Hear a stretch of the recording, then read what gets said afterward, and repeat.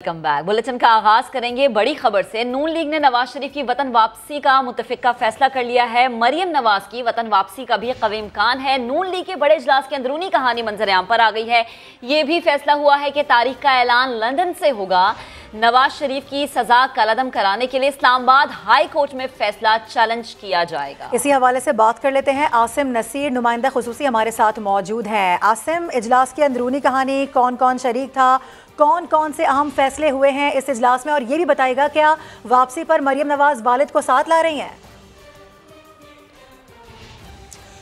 देखें जी, ये मुस्लिम लीग नून का एक बड़ा इजलास हुआ है और इसके अंदर आप ये कहें कि कौन नहीं शरीक था तो वो शायद खबर होगी कि उसमें किन्हें मदूनी किया गया। तकरीबन मुस्लिम लीग नून की तमाम ही जो लीडरशिप है इस इजलास में मौजूद थी और वीडियो लिंक के जरिए इजलास हुआ। कुछ लोग वज़ीर आज़म शहबाज शरीफ के हमरा 96H लाहौर में मौजूद थे, जबकि बाकी दीगर जो मुस्लिम लीग नून की सीनियर क़यादत थी, जिनमें साबिक़ वज़ीर आज़म नवाज शरीफ, मरियम नवाज और इस तरह दीगर की जितनी भी क़यादत है, इसहाक़ डार, ये तमाम लोग वीडियो लिंक पर थे। ज़रा ये बता रहे हैं कि बड़ा जो फैसला जो पाकिस्तान की सियासत का रुख मुतय्यन करेगा वो नवाज शरीफ की वापसी का है। उनकी वापसी का हतमी मुतफ़िका तौर पर फैसला हो गया है। 2023 में वापस आएंगे।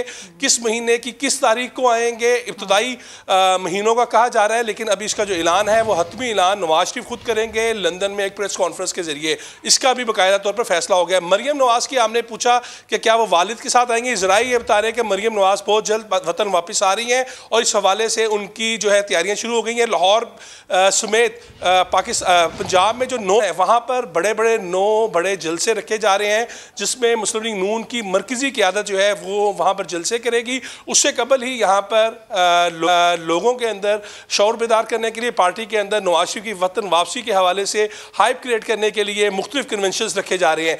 बड़ा एक और फैसला ये हुआ है कि नवाज शरीफ की जो सज़ा है उससे मुअत्तली के लिए कलअदम कराने के लिए एक दरख्वास्त दायर की जा रही है इस्लामाबाद हाई कोर्ट में, और उसमें प्ली ये ली जा रही है कि मरियम नवाज और कैप्टन रिटायर्ड सफदर की जो एवन फील्ड के अंदर जो उनकी सजाएं मुअत्तल हुई और वो बरी हुई बाइज़्ज़त, उसी के बिहाफ के ऊपर नवाज शरीफ को बगैर आए हुए भी ये कानूनी तौर पर ऑप्शन लिया जा रहा है कि उनकी सज़ा को उसी फैसले से जोड़कर उनकी सज़ा को भी मुअत्तल किया जाए, ख़त्म किया जाए, मुअत्तल नहीं ख़त्म किया जाए। तो ये एक बड़ा फैसला है और इसकी दरख्वास्त जो है आइंदा चंद रोज़ में अब इस्लामाबाद हाई कोर्ट में दाखिल करा दी जाएगी, जिसमें नवाज शरीफ की वतन वापसी के ऊपर जो हाइल सबसे बड़ी रुकावट है उसे दूर किया जाएगा। साथ जो बड़ा फैसला किया गया है वो ये है कि मुस्लिम लीग नून का कौन सदर होगा, कौन जनरल सेक्रेटरी होगा। इस हवाले से इस माह दिसंबर के आखिर में इंतखाबात कराए जा रहे हैं। मुस्लिम लीग नून इंट्रा पार्टी इंतखाबात कराने जा रही है और ज़रा ये बता रहे हैं कि उसमें कुछ नए चेहरे भी पार्टी में सीनियर रोल करते हुए नज़र आ रहे हैं। और अब ये देख रहे हैं कि क्या पार्टी की क़यादत ओवरऑल चेंज होती है या उसके अंदर मरियम नवाज को सदर बनाया जाता है या शहबाज शरीफ रहते हैं। दे रहे हैं और खबर की तफसीलात से भी आपने हमें आगाह किया। बेहद शुक्रिया आपका आसिम। आगे बढ़ेंगे। वज़ीर आज़म शहबाज शरीफ आज शाम 4 बजे इस्लामाबाद में अहम प्रेस कॉन्फ्रेंस करेंगे। शहबाज शरीफ मुल्क की सियासी और माशी सूरत हाल पर गुफ्तगू करेंगे। ज़राए के मुताबिक वज़ीर आज़म डेली मेल की वजाहत और इल्ज़ामात साबित न होने पर कौम को भी आगाह करेंगे, जबकि शहबाज शरीफ सियासी राबतों और आइंदा की सियासी हिकमत अमली पर भी गुफ्तगू करेंगे। मुश्किल माशी फैसलों और अवाम को रिलीफ देने से मुतालिक भी बातचीत की जाएगी। तो एक और अहम खबर, वज़ीर आज़म शहबाज शरीफ आज शाम 4 बजे इस्लामाबाद में अहम प्रेस कॉन्फ्रेंस करने जा रहे हैं। शहबाज शरीफ मुल्क की सियासी और मुआशी सूरत हाल पर गुफ्तगू करेंगे। इस प्रेस कॉन्फ्रेंस में ज़रा ये बताते हैं कि वज़ीर आज़म डेली मेल की वजाहत और इल्ज़ामात साबित न होने पर कौम को आगाह करेंगे। शहबाज शरीफ सियासी राबत और आइंदा की सियासी हिकमत अमली पर भी गुफ्तगू करेंगे। आगे बढ़ते हैं। क्रिकेट की दुनिया से आपको खबर देंगे। पाकिस्तान मैच जीतकर सीरीज बराबर करेगा या इंग्लैंड को मिलेगी फैसला कुन बरतरी। मुल्तान टेस्ट फैसला कुन मरहले में दाखिल हो गया है। इंग्लैंड के 355 रन के ताकुब में पाकिस्तान ने दूसरे इनिंग्स में 7 विकेटों पर 291 रन बना लिए हैं। जीत के लिए मजीद 64 रन दरकार हैं। पाकिस्तान की 3 विकेटें अभी बाकी हैं। आपको बता दें कि खेल के चौथे रोज पाकिस्तान ने 4 विकेटों पर 198 रन से नामुकम्मल इनिंग्स दोबारा शुरू की तो 210 के स्कोर पर फ़हीम अशरफ 10 रन बना जौरूट का शिकार बन गए। मोहम्मद नवाज ने सऊद शकील के साथ मोहतात बैटिंग की।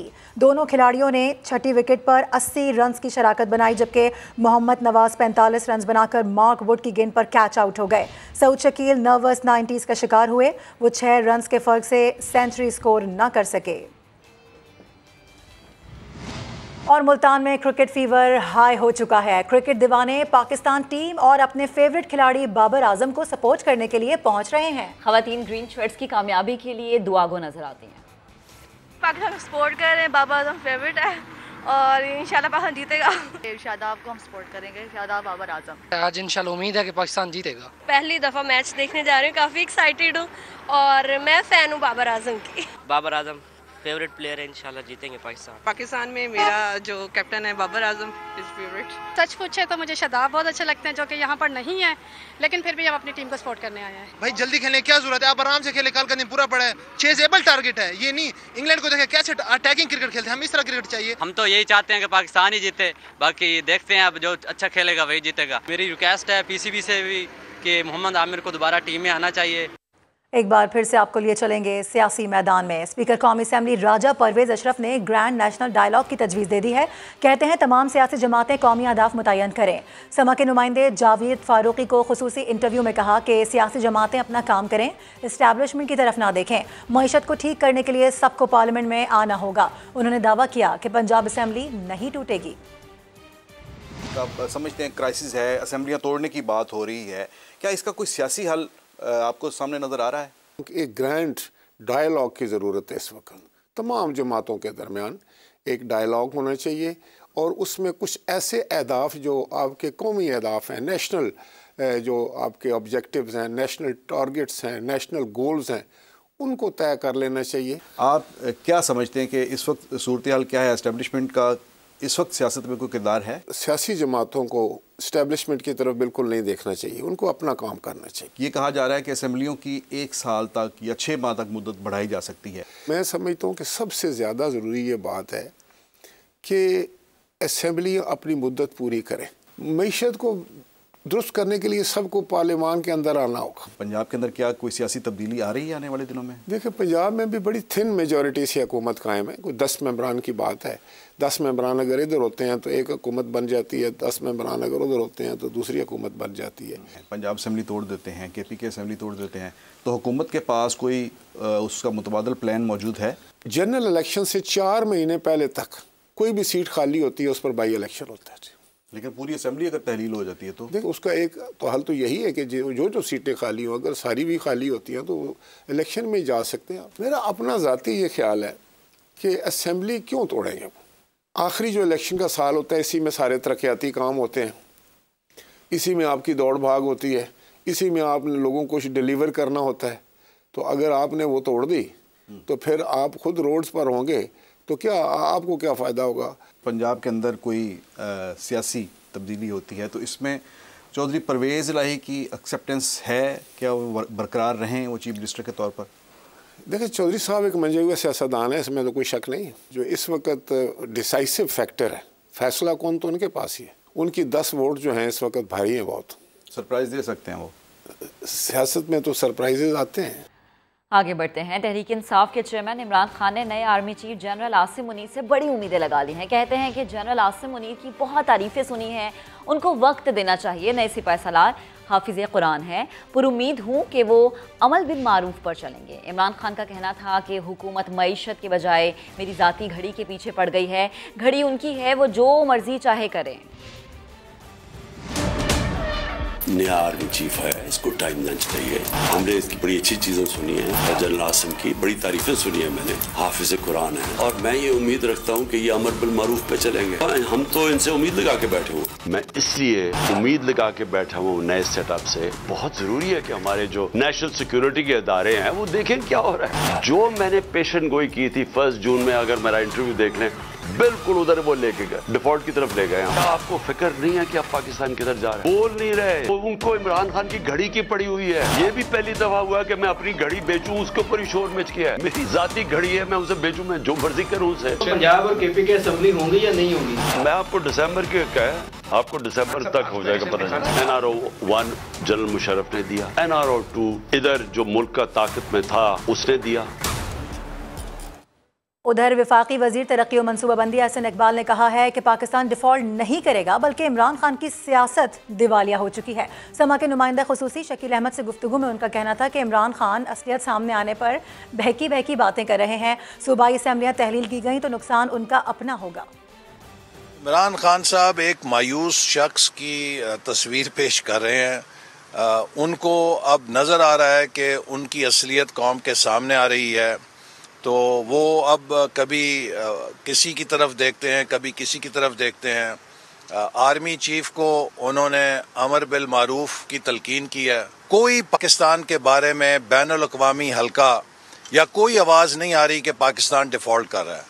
ये सिर्फ इमरान खान और पीटीआई है जो पाकिस्तान के डिफ़ॉल्ट की चैम्पियन बनी हुई है, मुल्क की मुआशी मुस्तकबल से खेल रही है। मैं खान साहब से बड़े अदब से कहना चाहता हूँ कि खान साहब, सियासत अपनी जगह, लेकिन पाकिस्तान और ये मुल्क हम सब की सियासत से बड़ा है, और पाकिस्तान के मफाद के ऊपर सियासत करना ये पाकिस्तान से दोस्ती नहीं, दुश्मनी है। लिहाजा पाकिस्तान के डिफ़ॉल्ट होने का ना कोई ख़तरा है, अब इमरान खान की सियासत के डिफ़ॉल्ट होने का ख़तरा है, जिसकी वजह से वो बैकी बातें कर रहे हैं। खान साहब अगर सूबाई असम्बलियाँ तहलील करना चाहते हैं तो बिस्मिल्लाह। अभी कश्मीर के जो इंतखाबी नताइज हैं उनसे उनकी आंखें खुल जानी चाहिए। कश्मीर में उनकी अपनी हुकूमत थी, इसके बावजूद वो 30% से ज़्यादा नशिस्तें हासिल नहीं कर सके। मुस्लिम लीग नून, पीपल्स पार्टी और आज़ाद उम्मीदवार जिन्होंने उनके खिलाफ इलेक्शन लड़ा, वो 70% नशिस्तों पे कामयाब हुए। तो अगर केपी और पंजाब में इंतखाब होंगे तो वो पीटीआई हुकूमत की निगरानी में नहीं होंगे, वो एक निगरान हुकूमत की निगरानी में होंगे। तो इंशाअल्लाह ताला इन्हें 20% सीटें भी नहीं मिलेंगी। वज़ीर आज़म शहबाज शरीफ के साहिबजादे सुलेमान शहबाज ने इमरान खान के खिताब पर रद्द-ए-अमल देते हुए कहा कि इमरान खान का बयान नए आर्मी चीफ को मुतनाज़ बनाने की मज़मूम कोशिश है। न्यूट्रल को जानवर कहने वाले साजिशी का ये बयान ताज़ा ढोंग है। अपने बयान में सुलेमान शहबाज ने सवाल उठाया कि इमरान खान बताएं, जनरल बाजवा को दोबारा एक्सटेंशन की पेशकश क्यों की? क्या ये अमर बिल मारूफ था? इक़्तिदार से चिमटे रहने के लिए तौसी की ऑफर्स करने वाला फतवे ना दे। खड़ी, चोर और तोशा खाना का लुटेरा अमर बिल मारूफ, रियासत मदीना जैसे नाम ना ले। सुलेमान शहबाज का कहना था कि इमरान खान अमर बिल मारूफ पर अमल करते तो बुशरा बीबी और फराह घोगी को अपना फ्रंट मैन कभी भी ना बनाते। उन्होंने मजीद कहा कि इमरान खान अमर बिल मारूफ को छोड़ें और फाइनेंशियल टाइम्स के खिलाफ लंदन में हर जाने का दावा करें।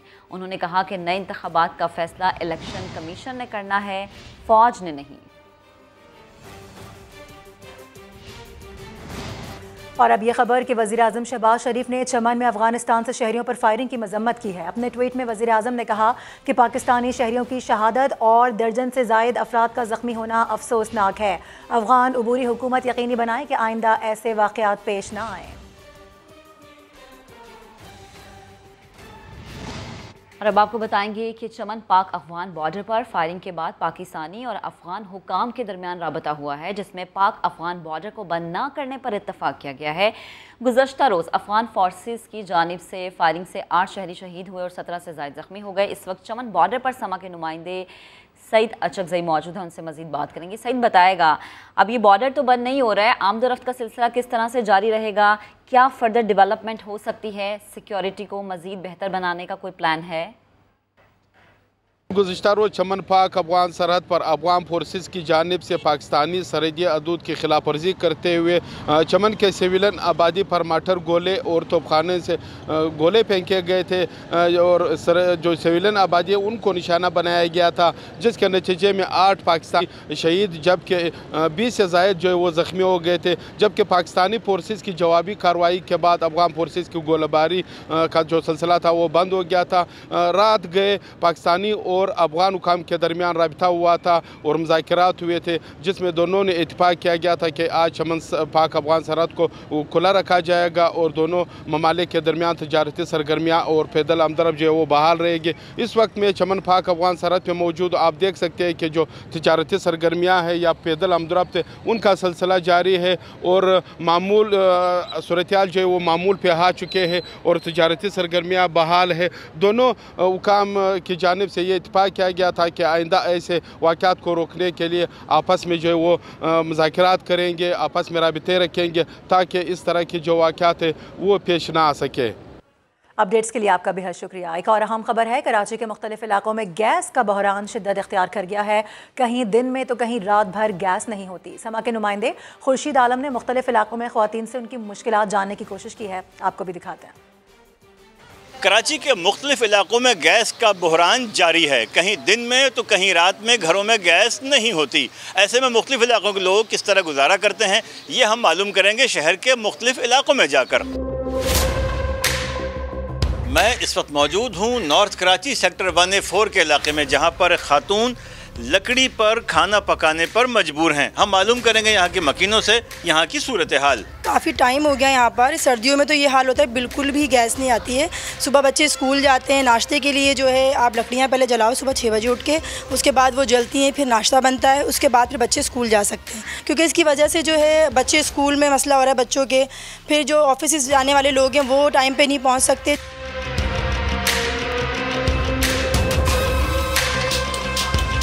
गैस तो बिल्कुल नहीं आती, गैस की तो हर वक्त प्रॉब्लम है और यहाँ पे हम होटल से मंगा के थक गए। क्या करें, हमारा बजट भी आउट हो गया है, इतना वो भी नहीं है हमारे पास अमाउंट के, हम क्या करें। 1000-1200 का रोज़ का खाना आता है। इस वक्त मैं मौजूद हूँ फेडरल कैपिटल एरिया में और यहाँ सरकारी अफसरान और मुलाजमीन के फ्लैटों में गैस की क्या सूरत हाल है ये हम मालूम करेंगे यहाँ के मकीनों से। देख लें भाई, आप खुद देख लें, गैस है ही नहीं, 6-6 घंटे गैस नहीं होती। हम लोगों को बाहर से खाना मंगाना पड़ता है, महंगाई का ज़माना है, कहाँ से गरीब इंसान करेगा गुजारा अपना। कोई आता ही नहीं है देखने के लिए, कोई सुनने के लिए नहीं आता, सुनवाई होती ही नहीं है कोई हमारी। गुजारा करें जिस तरह से गुजारा हो रहा है, थोड़ा बहुत गैस आ रहा है, मेहमान आने जाने वाले, खाने पीने वाले सब बाहर से आ रहा है, बाज़ार से आ रहा है। हम लकड़ी जला के चूल्हे में अंडा चाय बना रहे हैं। इस वक्त मैं मौजूद हूँ जमशेद रोड के इलाके में और यहाँ गैस की क्या सूरत हाल है ये मालूम करते हैं मकीनों से। ये तो रोज़ का ही मामूल हो गया और पिछले 2 सालों से यही मुसलसल हो रहा है कि ये हमारा जमशेद रोड का इलाका है, इसे बिल्कुल भी गैस मतलब ये नहीं आती है। अब देखिए सुबह के औकात में है, बच्चों का होता है कि लंच है बनाना है, नाश्ता बनाना है, फिर दोपहर का खाना, और बहुत तकलीफ़ होती है, मुश्किल होती है। कराची में 6 से लेकर 12 से 15 घंटों तक की गैस की गैर एलानिया लोड शेडिंग जारी है, जिससे सार्फिन शदीद परेशानी का शिकार हैं। दूसरी जानिब सुई सदरन हुक्काम का कहना है सार्फिन को होने वाली परेशानियों का अंदाज़ा है और ख़राबी दूर करने की कोशिश की जा रही है। कैमरामैन मोहम्मद आतिफ के साथ खुर्शीद आलम, समा, कराची। तो कराची समेत सिंध भर के गैस सार्फिन के लिए बुरी खबर है कि आज से सिर्फ उन्हें खाना पकाने के औकात में ही गैस मिलेगी, जबकि दूसरी जानिब बढ़ते गैस बहरान से सनतों का पहिया जाम हो रहा है। सुई सादरन कंपनी का कहना है कि सर्दियों में 3 माह सनतों को गैस देने के पाबंद नहीं हैं। सैयद रिजवान आलम रिपोर्ट करेंगे। सर्दियों की आमद के साथ ही कराची वालों से गैस रूठ गई है। रिहायशी इलाकों के साथ सनती इलाकों में भी गैस बहरान ने शिद्दत इख्तियार कर ली है। सनतकार मुस्तकबिल से नाउमीद होकर अपनी सनतें बंद करके सरमाया बैरून मुल्क मुंतकिल करने लगे हैं। इस वक्त गैस का बहुत बड़ा इशू आया हुआ है, जिसकी वजह से हमारी इंडस्ट्री बंद होने जा रही है और काफ़ी हद तक बंद भी हो गई है।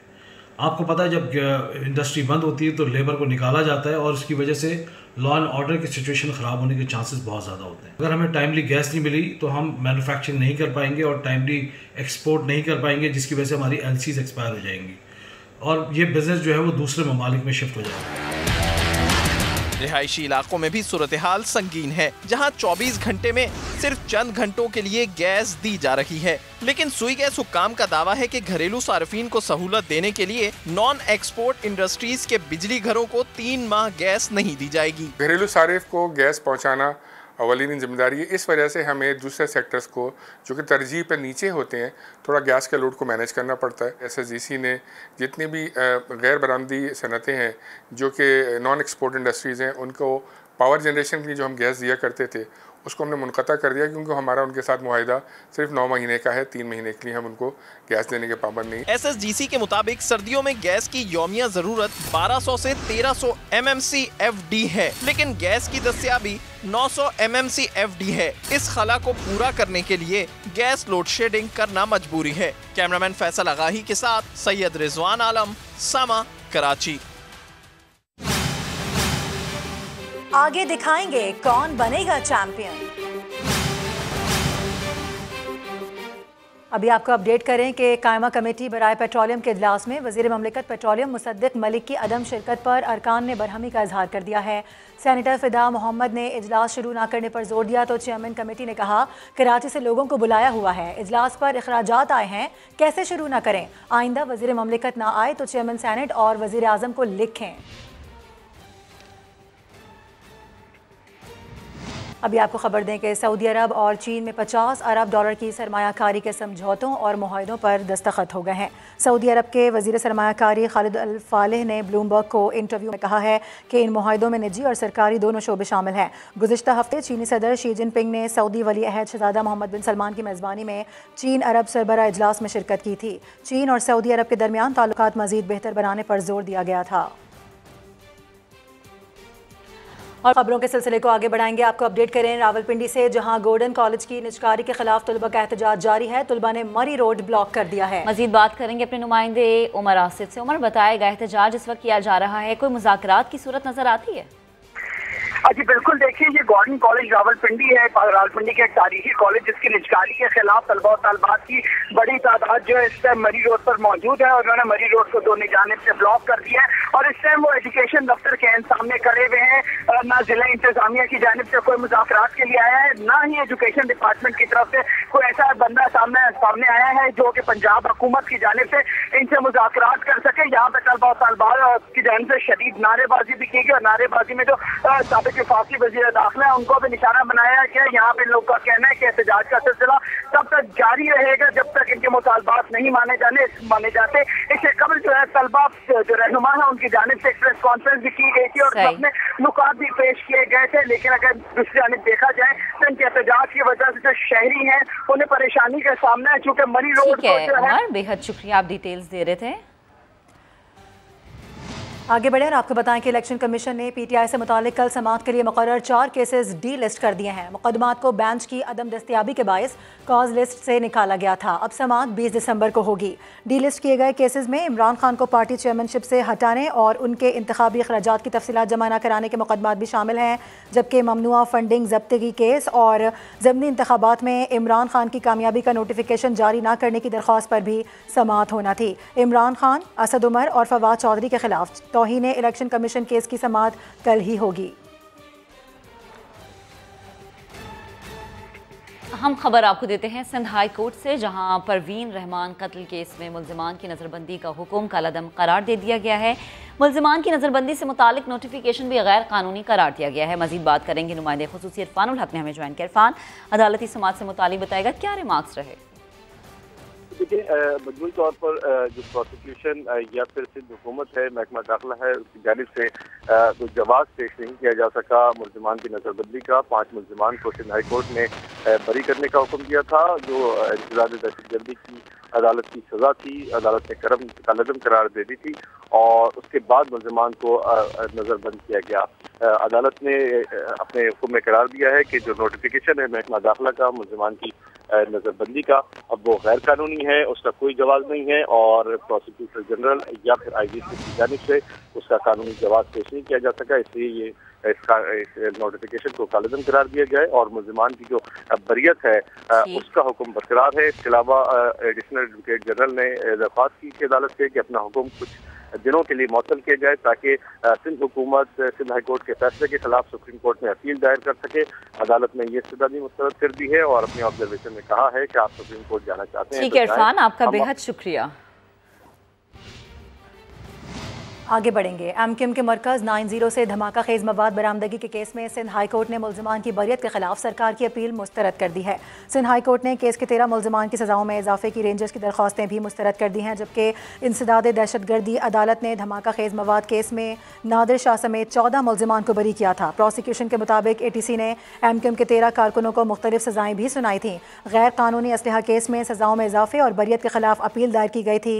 अदालत ने मुल्जिम फैसल मोटा को गैर कानूनी असलहा रखने के इल्ज़ाम में 10 साल कैद की सज़ा सुनाई थी, जबकि अदालत ने मुल्जिम फरहान शब्बीर, उबैद केटू और आबिद को 8 साल कैद की सज़ा सुनाई थी। आगे बढ़ते हैं, गुजरांवाला का रुख करते हैं, जहां छोटे बहन भाई ने मिलकर ड्रामाई अंदाज में बड़े भाई की जान ले ली। पुलिस ने कत्ल में मुलव्विस 4 मुल्जिमान को गिरफ्तार कर लिया। मकतूल को कत्ल करने की वजह क्या है, मोहसिन खालिद की रिपोर्ट में जानिए। गुजरांवाला के इलाके धले में छोटे बहन भाई के हाथों बड़े भाई का ड्रामाई अंदाज में दर्दनाक कत्ल। मुल्जिमा पसंद की शादी करना चाहती थी, लेकिन मकतूल रुकावट था। सबसे पहले 2 अक्टूबर को आसमा ने शूटर को 50,000 की सुपारी देकर बड़े भाई पर फायरिंग करवाई। नाकामी पर मुल्जिमान ने 15 अक्टूबर को दोबारा हमला करवाया, जिसमें बशारत को 2 गोलियां लगी। भाई जख्मी हुआ तो दौरान इलाज अस्पताल में ही जहर का इंजेक्शन लगाकर मार डाला। मैं और आसमा 1.5 साल थे, हमारा रिलेशन से, हम एक दूसरे से प्यार करते थे और शादी करना चाहते थे। और बशारत उसका भाई जो था वो इस बात से राज़ी नहीं था, इसलिए हमने प्लान किया और उसको 2 मरतबा शूट कर किया। मुझे एक्सपीरियंस है, मैं आगे भी मामा वगैरह को घर में ट्रिप पर लगा देता हूँ। तो फिर मैंने अस्पताल के अंदर जाके तकरीबन रात के टाइम ही इंजेक्शन लगाया ड्रिप के अंदर ही, तो फिर सुबह इनकी डेथ हो गई थी। शक गुजरने पर पुलिस ने पूछगछ की तो मुल्जिमान ने सब कुछ उगल दिया। 2 दफ़ा हमला करवाया लेकिन ये बच गया। फिर उन्होंने जहर का इंजेक्शन जो है वो मैनेज करके अपने छोटे भाई को मुलव्वस किया और उसकी ब्रेन वॉशिंग करके तीनों ने मुलव्वस होकर उसको जहर का इंजेक्शन लगवाया ड्रिप के ज़रिए और उसकी डेथ हो गई। इस तरह इन्होंने अपनी ये मज़मूम मकासद हासिल करने के लिए तीनों ने प्लान करके और उसको अपने रास्ते से हटा दिया। पुलिस ने मुल्जिमा आसमा, उसके छोटे भाई मुदस्सिर, साथी इकराम और शूटर तनवीर को गिरफ्तार कर लिया है। कैमरामैन आसिफ जान के साथ मोहसिन खालिद, समा, गुजरांवाला। कारोबार की दुनिया से खबर है। पाकिस्तान स्टॉक एक्सचेंज में उतार चढ़ाव का रुझान बरकरार है। इंटरबैंक में डॉलर मुसलसल छठे रोज़ महंगा है। कारोबारी हफ्ते के पहले रोज़ पाकिस्तान स्टॉक एक्सचेंज मस्बत से मनफी जोन में चली गई, जबकि दौरान ट्रेडिंग 100 इंडेक्स 60 पॉइंट्स गिरकर 41,630 पॉइंट्स पर आ गया है। दूसरी जानिब इंटरबैंक मार्केट में अमरीकी डॉलर मुसलसल छठे रोज़ भी महंगा है। इंटरबैंक मार्केट में अमरीकी डॉलर 10 पैसे महंगा होकर 224 रुपये 50 पैसे का हो गया। Welcome back. आजम सवाती के खिलाफ सिंध में मुकदमात से मुतालिक सिंध हाई कोर्ट में दरख्वास्त पर समाअत हुई है। अदालत ने IG सिंध से आजम सवाती के खिलाफ दर्ज तमाम FIR और उस पर वजाहत मांग ली है। दौरान समाअत बेंच और IG सिंध के दरमियान सख्त जुमलों का तबादला भी हुआ। मजीद बात करेंगे नुमाइंदे खुसूसी इरफानुल हक ने हमें ज्वाइन किया। इरफान बताएगा, कोई टाइम फ्रेम भी दिया गया IG सिंध को? देखिए, एक नई दरख्वास्त दायर की गई थी उस्मान सवाती की जानिब से, जो कि आजम सवाती के बेटे हैं। उसमें कहा गया था कि एक मजीद मुकदमा दर्ज किया गया है। 6 मुकदमा पहले सिंध में दर्ज थे, मगर आजम सवाती के खिलाफ एक ही वाक़या किया, एक और मुकदमा लाड़काना में दर्ज किया गया है, जिसमें उन्हें गिरफ्तार कर लिया गया है। इस हवाले से अदालत ने जब वजाहत तलब की IG सिंध से, तो IG सिंध और बेंच के दरमियान सख्त जुमलों का तबादला हुआ। IG सिंध ने कहा कि अगर आप उस पर ट्रस्ट नहीं करते हैं तो मैं बात करने का कोई फायदा नहीं है, जिस पर अदालत ने ये रिवाज दिए जस्टिस करीम खान आगा ने कि आप अपने काम में, अपनी जॉब में इंटरेस्टेड नहीं है तो आप रिजाइन कर दें। जिस पर IG सिंध भी बरम हुए और उन्होंने कहा कि मैं रिजाइन क्यों करूं, मैं अपना काम कर रहा हूं। हम आपकी इज्जत करते हैं, इसलिए हम ये तवक्को करते हैं कि बेंच भी हमारी इज्जत करे। प्रोसिक्यूटर जनरल ने मुदाखलत करने की कोशिश की और उन्होंने कहा कि हम बेंच से IG सिंध की तरफ से माफी मांगते हैं, आप ये मामला दरगुजर कर दें। तमाम अदालत ने यह कहा कि IG सिंध और तमाम जो सरकारी अफसरान हैं वो अपनी अपनी मुलाजमत के जवाबदेह हैं। अदालत ने अपने हुक्म में ये करार दिया है कि आजम सवाती, सेनेटर आजम सवाती PTI के जो रहनुमा हैं, उनके मजीद किसी भी FIR में गिरफ्तार न किया जाए जिस मुकदमे में गिरफ्तार किया गया है। उस हवाले से भी वजाहत पेश की जाए। 14 दिसंबर के लिए अदालत ने समाअत मुलतवी की है और नई दरख्वास्त पर भी प्रोसिक्यूटर जनरल और IG सिंध को नोटिस जारी कर दिए हैं। ठीक है, बेहद शुक्रिया आप इरफान, अपडेट कर रहे थे। आपको बता दें कि अदालत ने आजम सवाती को मजीद मुकदमात में गिरफ्तार करने से रोक दिया है। तो आज की सबसे अहम डेवलपमेंट इस केस से मुतालिक ये है, सिंध हाई कोर्ट आजम सवाती पर सिंध में मुकदमात के खिलाफ दरख्वास्त, आजम सवाती के खिलाफ दर्ज तमाम FIR और वजाहत तलब कर ली गई है। आगे बढ़ते हैं और बात करेंगे बदलते मौसम की। दीर के मैदानी और बालाई इलाकों में तीसरे रोज़ भी बर्फबारी का सिलसिला जारी है। बर्फ पड़ने से जहां लोगों को शदीद मुश्किलात का सामना है, वहीं सयाह बर्फबारी से लुत्फ अंदोज हो रहे हैं। इसी हवाले से मज़ीद तफसीलात दे रहे हैं हमारे नुमाइंदे जाहिद जान। जी, इस वक्त मैं द्वीप के सियाहती मुकाम लावारिटन के मुकाम पे मौजूद हूँ। इस वक्त यहाँ पे बर्फबारी थोड़े अर्से के लिए रुक गई है। इस वक्त यहाँ पे मौसम बिल्कुल अबर आलूद है और पहाड़ों पे अब भी बर्फबारी शुरू है। इस वक्त यहाँ पे सियाहों की बड़ी तादाद जो है इन खूबसूरत मनाजिर को देखने के लिए आए हैं और लाहौर से और दीगर मुकामात पंजाब और मुल्क के दीगर इलाकों से के साथ साथ यहाँ पे मुकामी सियाह भी पहुंच गए और यहाँ पे बंगले डालकर जो है अपने अपने अंदाज में यहाँ पे इन खूबसूरत मनाजिर है और सियाह जो है खूबसूरत नज़ारों के संग जो है यहाँ लावारिटन से इन खूबसूरत नज़ारों को कोई कैमरे के आंख से महफूज कर रहे हैं और कोई अपने अंदाज से जो है इसको मना रहे हैं और एंजॉय कर रहे हैं। जी, आगे बढ़ते हैं, खेल की दुनिया से आपको खबर देंगे। फीफा वर्ल्ड कप के सेमीफाइनल्स का आगाज कल से होगा। पहले सेमीफाइनल में क्रोएशिया और अर्जेंटीना की टीमें टकराएंगी, जबकि दूसरे सेमीफाइनल में दिफाई चैंपियन फ्रांस और मोरक्को में जोर का जोड़ पड़ेगा। रिपोर्ट देखिए। कौन बनेगा फीफा वर्ल्ड कप का चैंपियन? ट्रॉफी है एक और टीमें बाकी हैं 4। इवेंट में आज भी है आराम का दिन। फाइनल तक रसाई की जंग कल से छिड़ेगी। पहले सेमीफाइनल में 2 मरतबा की चैंपियन अर्जेंटीना 2018 की फाइनलिस्ट क्रोएशिया से मुकाबला करेगी। अर्जेंटीना को फाइनल का टिकट दिलवाने के लिए स्टार फुटबॉलर मेसी पर बड़ी जिम्मेदारी होगी। अर्जेंटीना ने राउंड ऑफ 16 में ऑस्ट्रेलिया और क्वार्टर फाइनल से हॉलैंड को बाहर किया। क्रोएशिया ने नॉकआउट में जापान और ब्राजील की छुट्टी की। दूसरे सेमीफाइनल्स में दिफाई चैंपियन फ्रांस पहली बार सेमीफाइनल खेलने वाली मराकश से बुध को टकराएगी। मराकश ने राउंड ऑफ 16 में साबिक चैंपियन स्पेन और क्वार्टर फाइनल में पुर्तगाल को हराया। फ्रांस ने अपने रास्ते से पोलैंड और इंग्लैंड को हटाया। क्या मराकश सेमीफाइनल में फ्रांस को हराकर एक नई तारीख बना पाएगी? सब इस मैच के बेसब्री से मुंतजिर हैं। और अभी एक दिलचस्प खबर यह है कि फीफा वर्ल्ड कप सेमीफाइनल्स और फाइनल के लिए अल रिहला की जगह अल हिल्म नामी फुटबॉल लेगी। कतर में जारी आलमी कप के अहम तरीन मैचेस के लिए फीफा ने नई गेंद अल हिल्म के इस्तेमाल का फैसला किया है। अल हिल्म का मतलब है ख्वाब। आलमी कप के ग्रुप स्टेज से क्वार्टर फाइनल तक के मैचेस अल रिहला से खेले गए थे, जिसका मतलब सफ़र है। अब आपको बताएं कि फीफा वर्ल्ड कप में पुर्तगाल की शिकस्त पर रोनाल्डो अफसुर्दा हैं। सोशल मीडिया पैगाम में कहा कि बदकिस्मती से उनका आलमी कप जीतने का ख्वाब पूरा नहीं हो सका। रोनाल्डो पुर्तगाल की शिकस्त के बाद रोते हुए मैदान से बाहर चले गए थे। उन्होंने टूर्नामेंट से बाहर होने के बाद सोशल मीडिया पर जज्बाती पैगाम में कहा कि पुर्तगाल के लिए वर्ल्ड कप जीतना उनका सबसे बड़ा ख्वाब था। इस ख्वाब की तकमील के लिए बहुत जान लड़ाई, 5 वर्ल्ड कप खेले और उनमें गोल किए, मगर बदकिस्मती से ये ख्वाब पूरा नहीं हो सका। अब जरा विफाकी दारुल हुकूमत का रुख करेंगे। इस्लामाबाद में सजा घरों से बिजनेस चलाने वाली खवातीन के लिए ऐसा बाजार जहां उन्होंने अपनी महारत और हुनर का खूब लोहा मनवाया।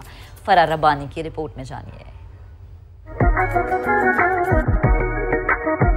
इस्लामाबादी कुड़ियों ने सजाया मुनफरिद तिजारती मेला। दस्तकारियाँ, दीदा जेब ज्वेलरी, दिलचस्प पहनावे, खूबसूरत आराइशी अशिया, मुसव्वरी और खत्ताती के फटकारे, कांच के नमूने और किचन की महारत से मेकअप के सामान तक सारी वैरायटी एक ही जगह। दुकानदारों से खरीदारों तक खवातीन ही छाई रही। कहा छोटे कारोबार की बड़ी पजीराई का भला इससे बेहतर तरीका क्या? होम बेस्ड जो बिजनेस है, एंटरप्रेन्योर्स हैं, जो स्मॉल बिजनेसेस हैं, हमें एक प्लेटफॉर्म चाहिए होता है अपने प्रोडक्ट्स को, अपनी बिजनेस को प्रमोट करने के लिए। जो लोग हैं उनको पता लगता है कि खवातीन कितना कुछ और क्या क्या कुछ कर रहे हैं। मुंतज़मीन का कहना है खवातीन की भरपूर शमूलियत ही इनकी कामयाबी है। एक अपॉर्चुनिटी मिलती है नेटवर्किंग के लिए, अपने बिजनेसेस को शोकेस करने के लिए, अपने प्रोडक्ट्स को दिखाने के लिए। ऑन स्टॉल खरीदो फरोख्त के दौरान ऑनलाइन कारोबार के लिए राब्ताकारी भी खूब की गई। हुनरमंद खवातीन के कारोबार को वुसअत देने के लिए ऐसे मेले किसी नेमत से कम नहीं। कैमरामैन फैसल मसूद यूसुफ के साथ फरार रब्बानी, समा, इस्लामाबाद। और यहाँ अहम खबर आ रही है, आपको अपडेट करेंगे। हुकूमत ने नैब की खुद मुख्तारी खत्म करने की समरी को मुस्तरद कर दिया है। वजारत कानून ने नैब को समरी के जवाब में ख़त लिख दिया है। नैब ने मुलाजिमत को सिविल सर्विस ग्रुप डिक्लेयर करने की समरी भेजी थी। अहम खबर आपको दे रहे हैं इस सिलसिले में। हुकूमत की नैब की खुद मुख्तारी ख़त्म करने की समरी मुस्तरद। चेयरमैन नैब की खुद मुख्तारी ख़त्म करने की तजवीज़ को भी मुस्तरद कर दिया गया है। वज़ारत क़ानून ने नैब को समरी के जवाब में यह ख़त लिख दिया है, जबकि आपको बता दें कि नैब ने मुलाजिमत को सिविल सर्विस ग्रुप डिक्लेयर करने की समरी भेजी थी।